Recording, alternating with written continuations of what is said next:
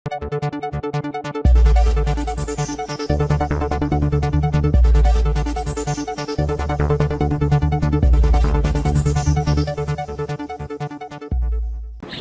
स्वागत है आपका एमपी न्यूज में। मैं हूं आपके साथ शालिनी। आइए बढ़ते हैं आज की बड़ी खबर की ओर। पशुओं की रक्षा के लिए एनिमल्स लवर ग्रुप ने निकाला शांतिपूर्ण मार्च, सौंपा ज्ञापन। जबलपुर के घंटाघर स्थित स्थान पर एनिमल लवर्स संगठनों ने राष्ट्रपति के नाम से जिला कलेक्टर को ज्ञापन सौंपा, जिसमें प्रमुख रूप से पीपल पीस फाउंडेशन की निर्देशिका अमरजीत कौर सैकड़ों एनिमल लवर्स के साथ उपस्थित रही। उन्होंने बताया कि जिस प्रकार से सर्वोच्च न्यायालय के आदेश हुए हैं कि कुत्तों को शेल्टर में शिफ्ट करने संबंधित, जिससे हम पुरजोर तरीके से विरोध करते हैं। हमारा मानना है कि आदेश न केवल पशु अधिकारों के खिलाफ है, बल्कि उन नागरिकों और संगठनों की भावना के भी विपरीत है जो स्टे डॉग्स के प्राकृतिक जीवन और स्वतंत्रता की रक्षा करना चाहते हैं। कुत्तों को जबरन सीमित स्थान में रखना उनके स्वास्थ्य और जीवन के लिए हानिकारक है। हम यह स्पष्ट करना चाहते हैं कि जल्द से जल्द सर्वोच्च न्यायालय इस पर संज्ञान ले एवं भारत देश की सरकार भी इस विषय पर गंभीरता दिखाए। अन्यथा जबलपुर अपितु पूरे देश में एनिमल लवर्स संगठन इसके लिए आंदोलन करेगा और जरूरत पड़ने पर सड़कों पर उतरेगा। जबलपुर से सभी एनिमल्स संगठन एकजुट का परिचय देते हुए दिल्ली कूच करने की तैयारी कर रहा है। ज्ञापन सौंपते समय पीपल पीस फाउंडेशन के साथ साथ एनिमल लवर्स के विभिन्न संगठन उपस्थित रहे।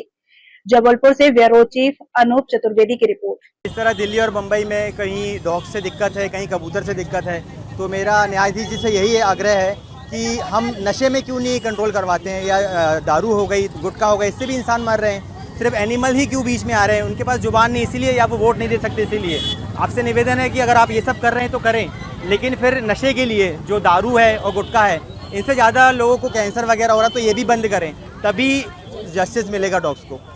Thank you. नाम अभिलाष वर्षे, एनिमल लवर।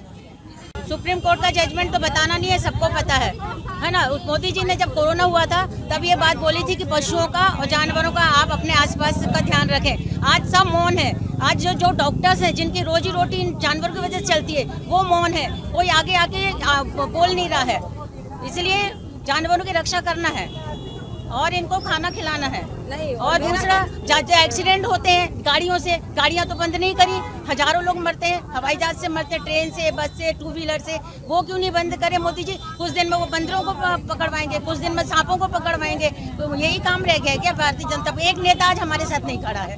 क्यों नहीं खड़ा है? सबको वोट की राजनीति है, किसी को कोई लेना देना नहीं। आज हमारा महापौर, हमारे पार्षद, हमारा विधायक, सबको केयर करना चाहिए नगर निगम वालों को कि इनका ध्यान रखें, इनका वैक्सीनेशन कराएं। लेकिन आज तक 4 करोड़ रुपए नगर निगम हर साल वैक्सीनेशन पे खर्च करती है, ऐसा पेपर में है। लेकिन अभी एक कुत्ते का इन लोग नसबंदी नहीं करवाते हैं, किसी का कोई ध्यान नहीं है। सब जीत गए तो सब अपने धरती से जुड़ जाते हैं, सब अपना प्रॉपर्टी बनाने में लग जाते हैं। हमारा विधायक, हमारा महापौर कोई ध्यान नहीं देता है। इवन पार्षद को चाहिए कि अपने मोहल्ले में कम से कम, जितने छोटा सा एरिया रहता है पार्षद का, उसमें तो कम से कम ध्यान रखें। वो भी नहीं ध्यान रखते हैं, सब अपने अपने रोजी वो कमाने में लगे रहते हैं। बेईमान है सब, कोई ध्यान नहीं रखता है। और जो रखते हैं उनको मारते हैं और हमको गाली खाना पड़ती है हम लोग को। सुधा शर्मा, एडवोकेट।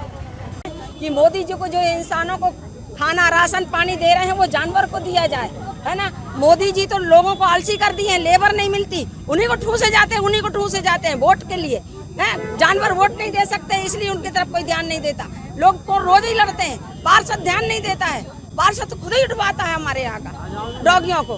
फिर क्या करें? हम तो खून के आंसू रोते हैं, ऑपरेशन कराते हैं, सब कुछ कराते हैं डॉगियों का, खाना खिलाते अपने जेब से। कौन सी सरकार दे रही है? कहाँ से पले? इंसान ही पला जा रहा है, इंसान ही पला। भीड़ इतनी बढ़ गई कि पैर रखने की जगह नहीं है। उसमें क्यों नहीं ब्रेन लगाता सरकार? क्यों नहीं ब्रेन लगाता? लक्ष्मी हरदी है। ये जो सुप्रीम कोर्ट ने आदेश दिया है, हम इसकी अवहेलना करते हैं।